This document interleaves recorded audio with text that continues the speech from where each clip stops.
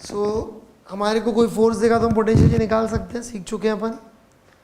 So reverse should also be possible. What is reverse of that?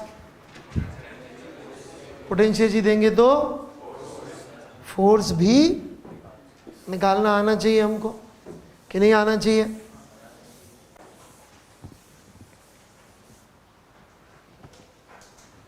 ठीक है. तो कैसे निकालेंगे? From given function of potential energy force. ठीक है, तो मैं डिराइव करके दिखा रहा हूं आपको लॉजिकली.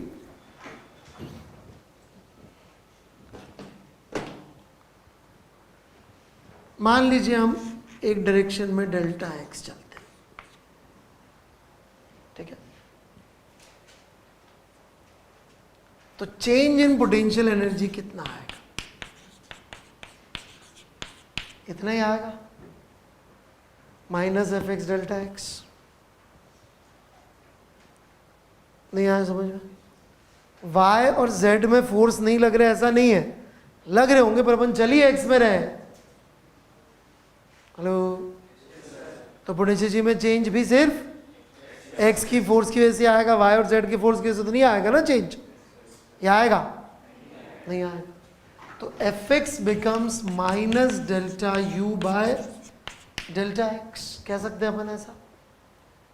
ठीक है, परंतु मैथमेटिशियंस को इससे मजा नहीं आता, उनकी भी दुकान चलनी चाहिए.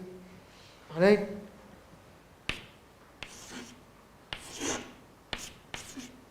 तो बोलते हैं इसको ऐसे है ना, डी को टेढ़ा करके लिख दो तो हमारे को एक नया फंक्शन मिल जाएगा, हमारी दुकान चलती रहेगी. Minus del U by del X तो खागी ना आप. तो यहां पर अपन ने पार्शियल क्यों लिखा? क्योंकि अपन ने क्या बोला था, अपन एक्स में चल रहे हैं, मतलब वाई और जेड में नहीं चल रहे, मतलब वाई और जेड को कांस्टेंट मानेंगे ना. नहीं चल रहे मतलब वाई जेड में चेंज नहीं हो रहा है. So it is logical to से कैसे करके अपन को फोर्स मिल जाएगा. कोई तकलीफ समझने में?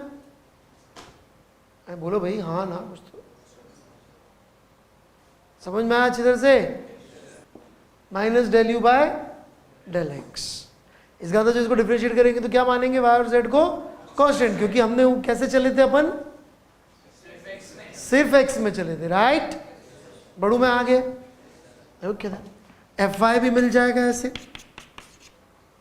कि नहीं मिल जाएगा? राइट, ऐसे जेड भी मिल जाएगा, लिख लेना. जैसे कि मान लीजिए मैं एक पोटेंशियल का फंक्शन लिख के दे दूं आपको, जरा बताइए कौन सा फोर्स रहा होगा? ये तो हो गया mathematical version of this idea. अब हम थोड़ा सा इसका और डिफरेंट वर्जन को ऊपर पहुंचेंगे. तो पहले हम मैथमेटिकल वर्जन गए, थोड़ा ग्राफिकल जाएंगे, फिर फिजिकल पे आएंगे. जनरली फिजिक्स में तीन चीज़ें चलती है, physical, mathematical and graphical. Right, तो ये प्योरली मैथमेटिकल इक्वेशन वाइज. मान लीजिए एक ही वेरिएबल का फंक्शन है potential energy, is function of just one variable. Right,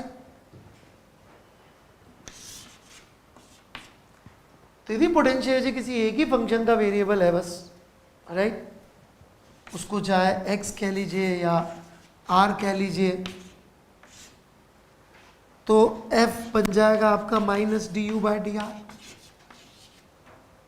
right, जैसे इलेक्ट्रिक फील्ड और पोटेंशियल में आपने फॉर्मूला पढ़ा हो, यदि E is equal to minus D U by D R D V by D R, वो यहीं से आता है ना. बड़ू में आगे तो ऐसे पोटेंशियल का ग्राफ बनेगा और ग्राफ की स्लोप का नेगेटिव फोर्स को रिप्रेजेंट करेगा. राइट,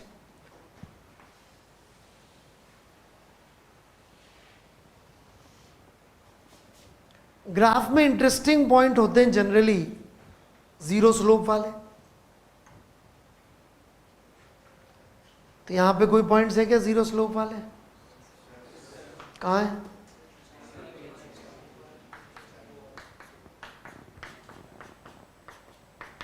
राइट, ये सारे पॉइंट पे स्लोप जीरो है.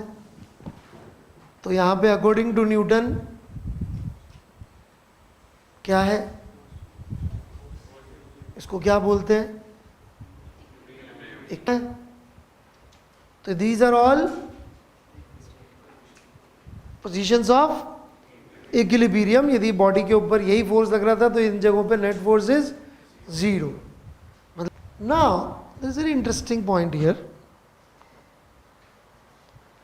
कि ठीक है इक्विलिब्रियम तो, लेकिन जैसे ये जो है मैक्सिमा वाला और मिनिमा वाला, ये दोनों सेम टाइप के इक्विलिब्रियम नहीं होंगे।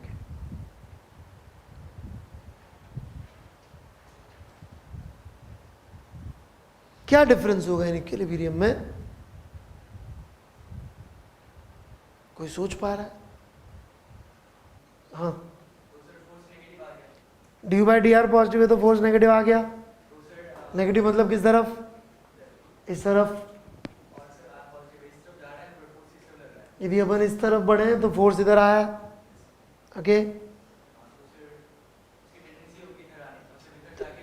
वापस इधर जाने की टेंडेंसी होगी। इधर जाए तो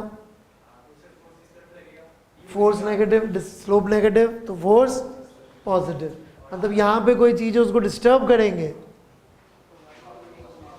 हल्का सा डिस्टर्ब कर छोड़ेंगे तो वापस आने की कोशिश कर रहा होगा। तो इसको हम बोलते हैं स्टेबल इक्विलिब्रियम पोजीशन। और ये पोटेंशियल ये कि मिनिमाइज में होती है। This in the minima of potential energy. बड़े आगे पक्का? तो पोटेंशियल जी का मिनिमा है ये। इसमें यदि किसी चीज को डिस्टर्ब करेंगे तो उसको रीस्टोरिंग फोर्स लगेगा। कैसा फोर्स लगेगा? रीस्टोरिंग फोर्स लगेगा। राइट?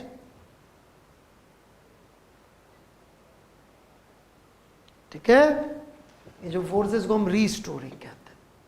और कब आएगा पोटेंशियल जाके? मिनिमा पे।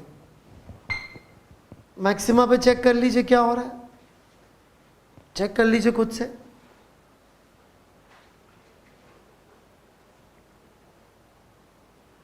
हाँ जी, चेक किया सबने? कैसा इक्विलिब्रियम है? अनस्टेबल। वहां पे डिस्टर्ब करेंगे तो गया, इधर डिस्टर्ब करेंगे तो वापस आने का रहेगा। पोटेंशियल वेल बोलते हैं इसको। This concept of potential well, sorry ये वाला part. This is known as neutral equilibrium. कैसा इक्विलिब्रियम? न्यूट्रल।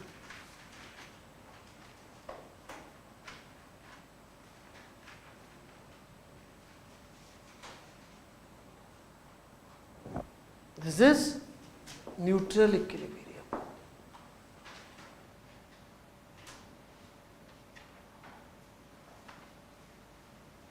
यहां पे क्या होगा? जिस भी जगह पे रखेंगे वहां इक्विलिब्रियम में थोड़ा बहुत डिस्टर्ब भी कर देंगे तो नई जगह पे जाके इक्विलिब्रियम में आ जाए। Got it?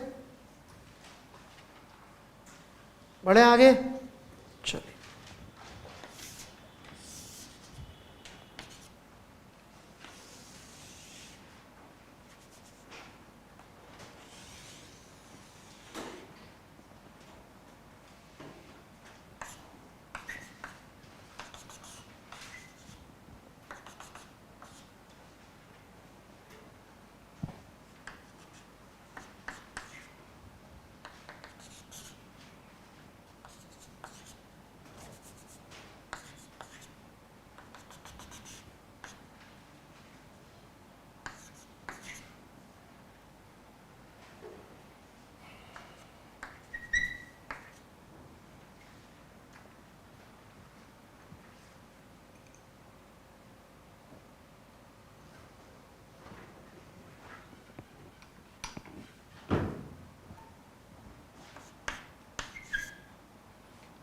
कोई पार्टिकल ए पे है रेस्ट पे, ठीक है? कितनी इसको एनर्जी दें कि डी तक जा सके?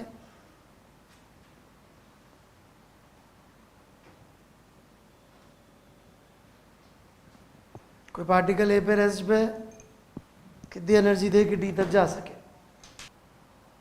हाँ जी, आंसर 10 जूल दे देंगे। राइट? 10 जूल दे देंगे ताकि डी पे पहुंचे। डी पे जाकर टोटल एनर्जी कितनी हो जाएगी? जीरो। पोटेंशियल के नेगेटिव वर्ड से तो किसी को डर लग रहा है, क्योंकि ये तो रेफरेंस है, रेफरेंस है। अपन चाहें तो उस लाइन को नीचे ले आओ और जहाँ -10 है उसकी जगह में +50 लिख दूँ, उसमें क्या जा रहा है? माइनस का कोई मीनिंग नहीं होता। ओके, नहीं समझ में आई क्या बात? टोटल मैकेनिकल एनर्जी यदि ए पर किसी की 0 है, सवाल सुनिएगा मेरा, टोटल मैकेनिकल एनर्जी किसी की यदि ए पर 0 है तो कहां तक जा पाएगा इस गड्ढे में? वो डी तक। सवाल मैं ऐसे भी दे सकता हूं इसी सवाल को कि एक पार्टिकल ए पर है और उसकी टोटल मैकेनिकल एनर्जी 0 है, ए पर है और टोटल मैकेनिकल एनर्जी 0 है, तो राइट साइड में कितनी दूर तक, किस पॉइंट तक जा पाएगा? डी तक। क्यों? क्योंकि जब डी पे पहुंचेगा तो काइनेटिक एनर्जी कितनी हो जाएगी? 0, और तब तक तो काइनेटिक एनर्जी पॉजिटिव रहेगी ना यदि ए पे 0 है तो। ए पर है कोई, कितनी एनर्जी इसको दे, कितनी काइनेटिक एनर्जी इसको दे कि ये सी तक चला जाए?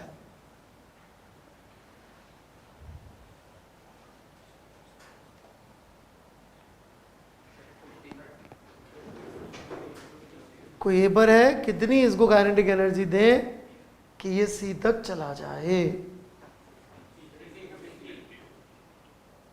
Alright, so answer has to be 50। जाना सी पे है परंतु हमें क्रॉस बी को करना पड़ेगा। समझ में आई क्या मेरी बात या नहीं आई? पक्का? 2 बार जेई ये सवाल दे चुका है। अब मैं आपको फॉर्म बताता हूँ जेई किस फॉर्म में दिया। समझ में तो आ गया ना सबको? आंसर 50 क्यों है? ये तो क्रॉस कैसे करेंगे? जेई वालों ने कैसे दिया? एक ग्रेविटेशनल पोटेंशियल जो होती है -gmm/r, शायद सुना।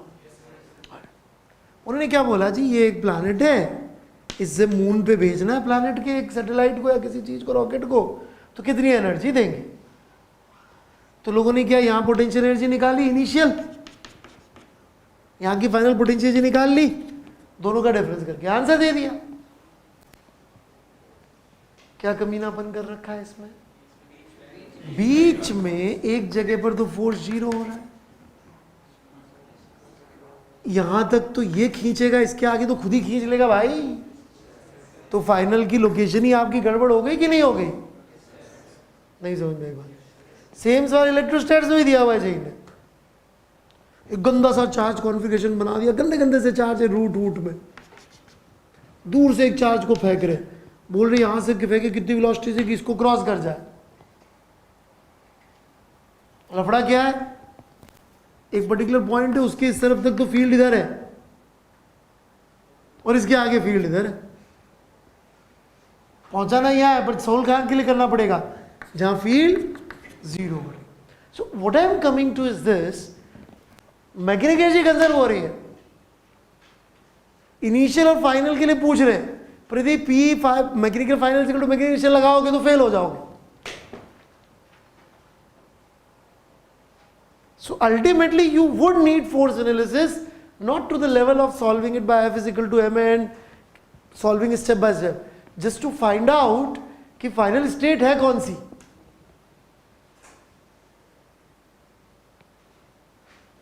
मेरी बात शायद समझ में नहीं आई, या आ गई? इस ग्राफ के फॉर्म में नहीं पूछेंगे, वो पागल है क्या? फ्री में सभी को फुल मार्क्स दे देंगे, रैंक कैसे आएगी? राइट? क्लियर है सबको? So what I am telling you is this, कि कभी कोई सवाल आए एनर्जी का, इनिशियल फाइनल स्टेट लगानी है, सॉल्व करना है, 2 चीजें हों तो आपको सावधानी रखनी है। क्या? एक तो उस पाथ के बीच में मान लीजिए कहीं पे फोर्स 0 हो रहा हो, कि आगे जाके हम टॉर्क बढ़ेंगे, कुछ चेंजेस हो रहे हैं, मतलब यदि बीच में कोई और इक्विलिब्रियम पोजीशन भी है तो फिर हो सकता है final is equal to final initial को इक्वेट करने से आंसर नहीं आए, क्योंकि वो फाइनल स्टेट वो नहीं है जहां पहुंचना है, वो है जिसे क्रॉस करना है। समझ में आ गया? एक और टाइप की प्रॉब्लम्स आएंगी जो वर्क एनर्जी जहां पे दिखने में लगेगी पर करेंगे तो गड़बड़ हो जाएगी। जैसे मैं आपको सवाल देता हूँ पहले, फिर आगे बात करेंगे, है ना। ये तो सबको समझ में आ गया ना। Initial is equal to final करने गया तो गलत हो जाएगा। सब कुछ लग रहा है लेकिन फिर भी गलत हो जाएगा। सब पढ़ लिया अपन ने लेकिन फिर भी फेल हो जाएगा। मतलब we have to know force. जब मैं आपको अगला चैप्टर खत्म करूंगा मोमेंटम, तब भी ये सिखाऊंगा कि देखो पूरा मोमेंटम लगाना सिखा दिया ना मैंने, परंतु सिर्फ मोमेंटम लगाओगे, फोर्स एनालिसिस नहीं करोगे तो गलत हो जाए। अपन ने देखा, अपन ने एनर्जी से सवाल फास्ट सॉल्व कर लिए थे, मोमेंटम में देखेंगे और भी फास्ट सॉल्व हो जाते हैं। तो फिर फोर्स की जरूरत क्या थी, है ना। जैसे कि बिल्कुल सिंपल सवाल, जिन्होंने रट्टे मार रखे वो आंसर मत दीजिएगा, चुपचाप बैठे रहिएगा, बच्चों को करने दीजिए। बहुत सिंपल सवाल पूछ रहा हूं मैं। ये एक मास को एल लेंथ की रस्सी से अपन ने इधर बांधा, ठीक है। कितनी वेलोसिटी मैं इसको दूं कि ये इस हैंगिंग पॉइंट से एल ऊपर चला जाए। How much velocity I should give to this mass so it can go L above the point of under root 4GL? यही आ रहा है answer. Now surprisingly, if I add one word to this question, one word, everything will change. If I ask what minimum horizontal velocity I need to give to this particle so that it can reach this point,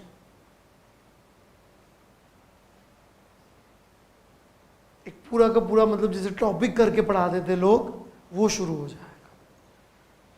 सवाल में क्या था पिछली बार, what minimum velocity I need to give. अब क्या किया मैंने, what minimum horizontal velocity I need to give. अब बोलेंगे सर क्या बात करो सर, वही वर्क एनर्जी की तो इक्वेशन लिखनी है मुझे, right. Before I give you answer, let me show you another question. ये तो और डेंजर है, खतरनाक। कितनी मिनिमम वेलोसिटी दूं, इसको थीटा एंगल साइड में लेके गया मैं, कितनी मिनिमम वेलोसिटी दूं कि ये इस हाइट तक पहुंच जाए, सस्पेंशन की हाइट तक। जल्दी,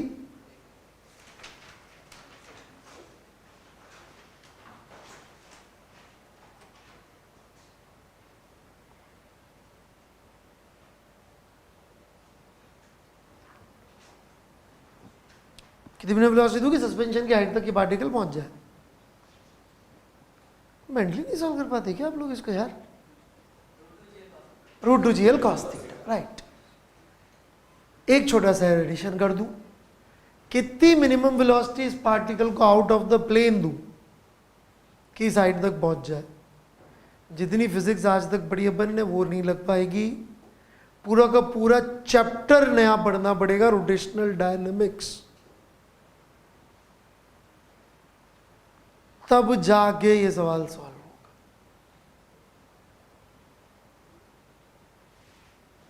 सो दो बातें इंपॉर्टेंट, एनर्जी का जब भी हम सॉल्यूशन कर रहे हो प्रॉब्लम का, एक तो जरूर चेक करना चाहिए बीच में कहीं फोर्स दो, प्लस हमें चेक करना चाहिए कहीं सवाल में कोई एक्स्ट्रा कंडीशन तो नहीं दे रखी है। क्या करूंगा उसमें भी एनर्जी कंजर्व करूंगा, इसमें भी एनर्जी कंजर्व। एनर्जी तो कंजर्व्ड है, कुछ लफड़ा हो रहा है, देखिए क्या लफड़ा हो रहा है, let's see what is going on, right.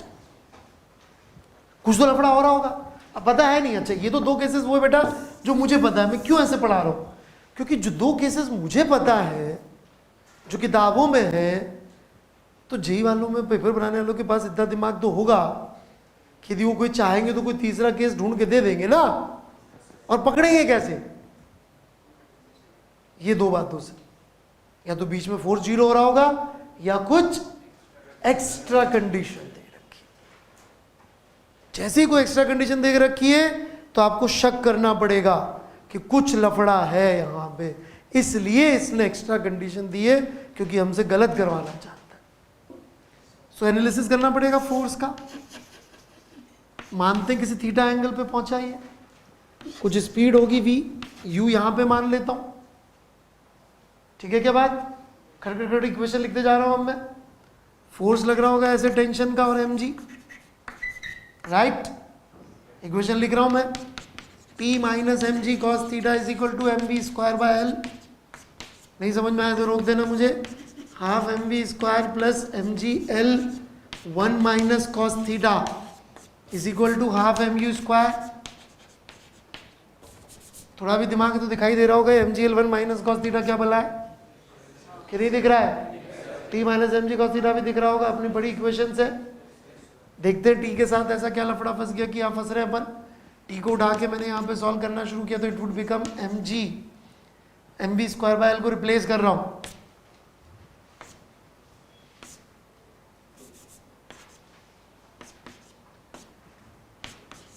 ठीक है, तो M B square by L तो चला गया, M U square by L minus this, got it? क्या नहीं समझ में आ रहा है यार? थोड़ा सा फास्ट कर रहा हूँ और क्या। मैथ्स यार मैं थोड़ा घबराता हूँ इसलिए फास्ट करता हूँ। फिजिक्स मुझे आती है तो मैं बहुत आराम से करता हूँ, बोलता हूँ, ठीक है?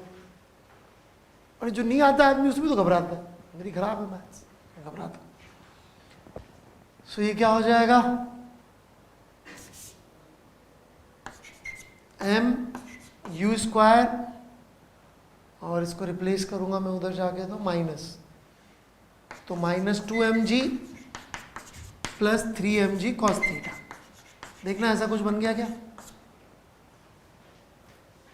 एक बाय एल आना चाहिए कहीं पे, यहाँ पे आना चाहिए, ठीक है? या बाय एल को बाहर निकाल लेते हैं या अंदर ही रहता है, एम यू स्क्वायर ऐसा कुछ बन जाना चाहिए, राइट? यही बन रहा है। अब इसमें इंटरेस्टिंग चीज क्या है कि टेंशन जो है वो वेरी कर रही है, ऑलराइट? ठीक है, वेरी कर रही है, उसमें तो कोई प्रॉब्लम नहीं होनी चाहिए, ठीक, करने दो very. Theta less than 90 degree के लिए cos theta would be positive, right? So cos theta is positive, तो ये क्वांटिटी कुछ चल रही होगी वैल्यू इसकी। एक बार वेलोसिटी का भी देख लेते कैसे हो रहा है वेरिएशन। v स्क्वायर को यदि आप लिखेंगे तो v स्क्वायर की इक्वेशन आ रही होगी u स्क्वायर माइनस कितना आ रही है? u स्क्वायर माइनस 2mg, नहीं m नहीं 2, यार यहाँ पे भी m बाय एल को बाहर निकाल ले तो एक जैसा दिखेगा। टू जी एल और 3gl, है ना? तो ये क्या हो गया? वी स्क्वायर माइनस 2gl और प्लस 2gl कॉस थीटा, यही बना था ना वी स्क्वायर? अरे यहाँ वी स्क्वायर यही तो बना है, अरे ले यार तू बाहर है, खुश? लो मैं काम की बात पे आऊं ना। इंटरेस्टिंग पॉइंट इज दिस कि जैसे जैसे ऊपर जाएगा कॉस थीटा की वैल्यू कम होगी, राइट? लेकिन पाई बाय 2 क्रॉस करने से पहले ये टेंशन की वैल्यू जीरो नहीं होने वाली, वेलोसिटी की वेलोसिटी पहले जीरो होगी। वो 2 इंटू कॉस थीटा है, वो 3 इंटू कॉस थीटा है। जिस मोमेंट पे ये चीज जीरो होगी उस मोमेंट पे वहां तो कुछ पॉजिटिव बचेगा ना। कब तक? 90 तक। But once we cross 90 cos theta becomes negative. अब ये रहेगा लोअर साइड में, ये उससे ऊपर रहेगा क्योंकि वो 3 इंटू नेगेटिव, ये 2 इंटू नेगेटिव। तो पहले कौन मरेगा दोनों में से? टेंशन जाएगा। थीटा बढ़ाएंगे तो किसके जीरो, कौन जीरो होएगा पहले? Tension. So let's see what happens when tension becomes zero, and whenever tension becomes zero, velocity is definitely not zero. वो 3 into negative, ये 2 into negative. तो at some moment something like this will happen कि कोई velocity होगी और tension zero हो गई होगी. So how that affects our problem? It affects, क्योंकि अपन ने हाईएस्ट पॉइंट पे कितना वेलोसिटी माने थे सॉल्व करने के लिए? 0 माने थे, राइट? 0 ही माने थे ना √4gl निकालने के लिए। अभी इसका एक हॉरिजॉन्टल कंपोनेंट होगा जिसको कोई चेंज नहीं कर सकता, और अपना अजम्पशन हाईएस्ट पॉइंट पे वेलोसिटी 0 वुड फेल।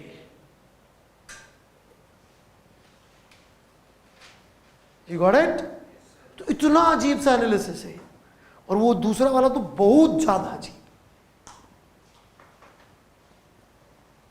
अब ये क्या एज अ टॉपिक पढ़ा देते बच्चों को, तो बच्चों को लगता है वर्टिकल सर्कुलर मोशन, तो मैं रट्टा मार रखा है।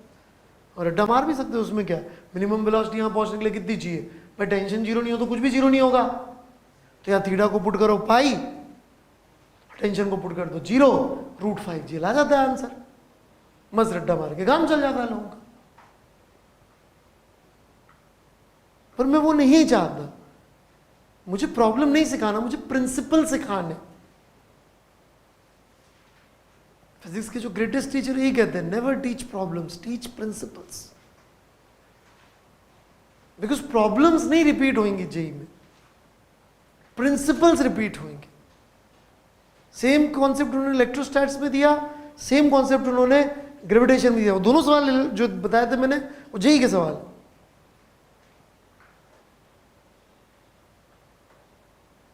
So the correct answer to the question I asked is √5gl, because that will ensure कि वो चलता ही टेंशन कभी 0 नहीं हुई। क्योंकि यदि टेंशन 0 हो गई बीच में और उसमें वेलोसिटी 0 नहीं हुई है, तो भी प्रोजेक्टाइल शुरू हो जाएगा। प्रोजेक्टाइल शुरू हो जाएगा तो अपना असम्पशन कि हाईएस्ट पॉइंट में वेलोसिटी 0 थी, but fail. And if that assumption fails, तो फिर हमारा √4gl वाला एनर्जी की, अच्छा क्या एनर्जी कंजर्वेशन फेल हो रहा है क्या? नहीं, एनर्जी कंजर्वेशन नहीं हो रहा है। We are still dealing with conservative forces and everything. But जो अपनी फाइनल कंडीशन थी, वो by adding an extra condition is failing us.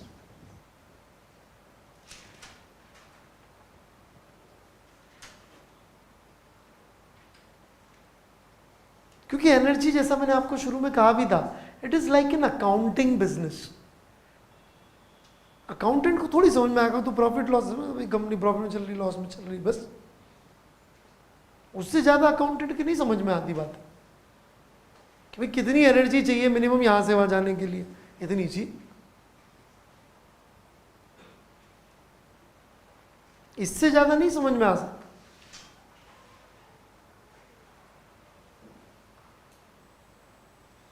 Got it और नॉट? इक्वेशन सही सही अपने पास?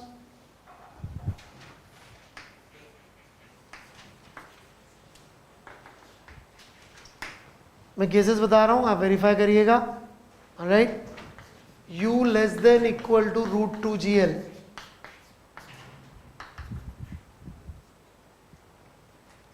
लिखते जाइएगा। u less than equal to,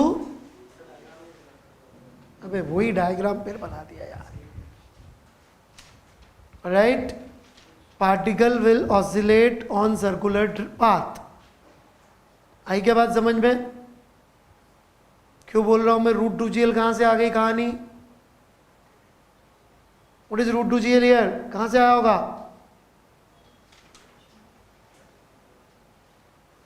what does it signify? हाँ जी, पॉइंट ऑफ सस्पेंशन तक जाने के लिए मिनिमम वेलोसिटी कितनी चाहिए थी? √2gl। लेकिन इसमें टेंशन की लेने की जरूरत नहीं है। क्यों नहीं है? क्योंकि पहले कौन 0 हो रहा होगा इस इलाके में? वेलोसिटी की टेंशन, वेलोसिटी। तो अपनी जो कंडीशन थी कि अपन वेलोसिटी 0 करके मैक्सिमम हाइट निकालेंगे, वो अभी भी ट्रू रहेगी। तो इस केस में होगा क्या? मान लीजिए आपने कोई वेलोसिटी दी √gl, तो √gl दी वेलोसिटी तो क्या होगा? सर्कुलर पाथ में जाएगा, कहीं जाके वेलोसिटी 0 हो जाएगी। क्या नहीं समझ में आ रहा है इसमें?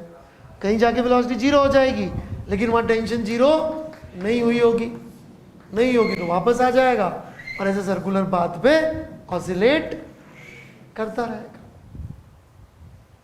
आई बात समझ में कि नहीं? बोलो भाई।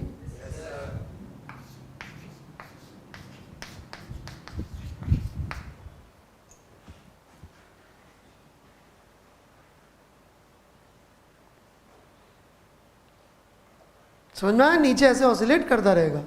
Incidentally lowest point is also minimum of potential energy. अरे जो पॉइंट है हैंगिंग का सस्पेंशन के नीचे, वो सबसे नीचे है, पोटेंशियल का मिनिमा है कि नहीं? तो यदि डिस्टर्ब करेंगे तो क्या करना चाहिए था? उसके about to and fro motion करना चाहिए था. कर रहा है टू एंड फ्रो मोशन उसके अबाउट, जो अपन ने अभी भी सीखा था थोड़ी देर पहले, वो आप चेक कर सकते हो. भाई एक होता है डिस्टर्ब, एक होता है डिस्ट्रॉय. छोटी मोटी वेलोसिटी देना इज डिस्टर्ब. भाई ये बढ़ रहा है, अपन ने इसको ठल्ला मार दिया, इट इज डिस्टर्ब. उठा के इसके हाथ पैर तोड़ दिए, that is not disturb, that is destroy. Alright, बढ़ू मैं आगे. u is greater than √5gl. अब क्या होगा? It will be able to complete circular motion. दिख रहा है √5gl का रीजन कहां से आया? इतना दिमाग भी कर सकते हो. थीटा को पाई पुट कर दो, पाई को पुट कर दो, टॉप पॉइंट पे क्रॉस कर जाए. तो यदि टॉप पॉइंट तक टेंशन जीरो नहीं हुई तो अब तो वापस रिपीट ही आ गई तो सारी कहानी. तो इसमें क्या होगा? It will continue circular motion for ever. वो तो अपन फ्रिक्शन फोर्स वगैरह मानते नहीं है ना, तो it will continue circular motion. Yes,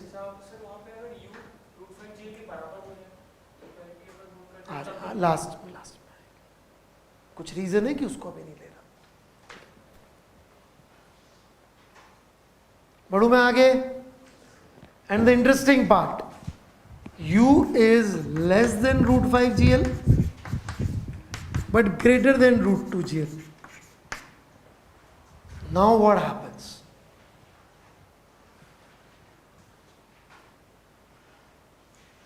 हाँ भाई घोष.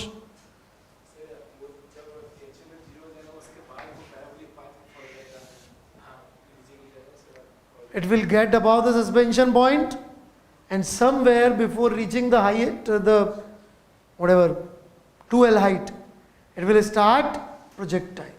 क्यों projectile? Because tension zero and non-zero velocity, the only force acting is gravity.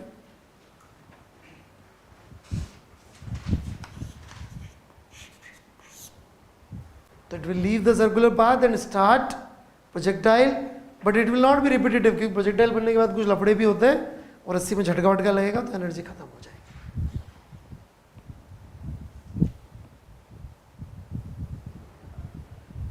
कोई तकलीफ?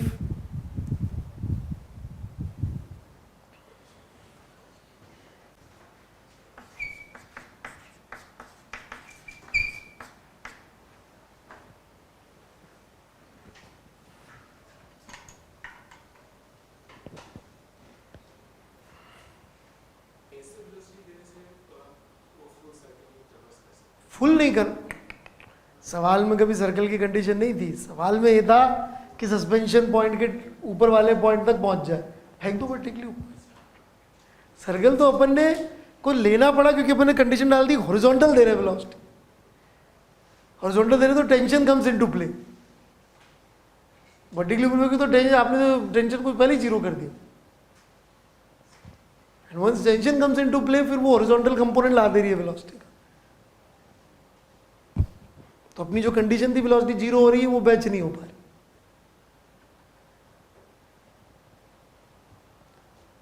u is equal to √5gl पे बोलते it will just complete the circular motion. Logic आप लोग ढूंढ के लाएंगे, सोच के आइएगा, ठीक है. फिर उसमें सवाल आपको ऐसे ही मिल जाएंगे. इसी सवाल को मुझे देना है, मैं बोलूंगा एक वर्टिकल सर्कुलर ट्रैक है, u वेलोसिटी दे दिया, बहुत डिफरेंट हो गया. जो काम वहां पे टेंशन था यहाँ पे कौन कर रहा होगा? नॉर्मल कर रहा होगा, ऑब्वियस ही बात है. अब इसको उल्टा करना हो मुझे, लेट से मुझे टेंशन की टेंशन हटानी है, तो बोलूंगा रॉड से बांध दिया. रॉड से बांध दिया तो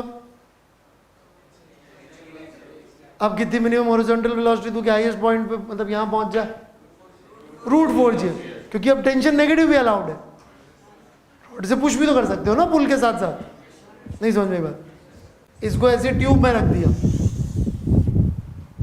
अब कितनी मिनिमम वेलोसिटी दूं कि यहां तक पहुंच जाए? √4gr, क्यों?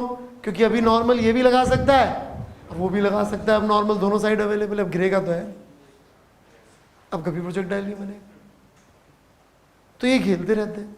अब मैं आपको ये पढ़ा रहा हूं तो ऑब्वियसली जो मैं सवाल दूंगा वो इस टाइप के होंगे कि ऊपर से चला दिया नीचे की तरफ। ये थोड़ी जो पढ़ा है उसमें सवाल दूंगा। ऊपर से यदि अपन ने छोड़ा नीचे की तरफ, इक्वेशन अभी भी दो ही बनेंगी, एक सर्कुलर मोशन की, एक वर्क एनर्जी की। फिर उसमें अपन एन लिखेंगे, उसको जीरो करेंगे,